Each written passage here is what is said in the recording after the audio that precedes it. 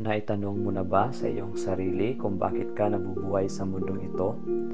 At ano ang layunin ng pantaong buhay? Kahit anong uri ng tao ka o kahit anong propesyon mo, sigurado ako na sasang-ayon ka na ang salapi, edukasyon, libangan at tagumpay ay hindi nakapagbibigay ng lubos na kasiyahan. Bakit kaya?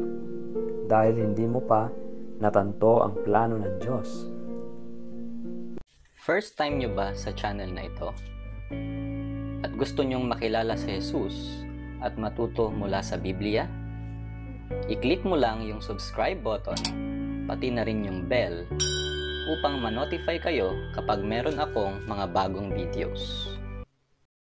Sa videong ito ay mayroon tayong importanteng pag-uusapan at ito ang hiwaga ng pantaong buhay. Marahil ay naitanong mo na sa iyong sarili kung bakit ka nabubuhay sa mundong ito o ano nga ba ang meaning ng buhay sa mundo. Para makita natin ang vision na ito, meron tayong 5 importanteng revelation mula sa Biblia upang mabuksan ang nakatagong hiwaga ng pantaong buhay. Handa ka na ba?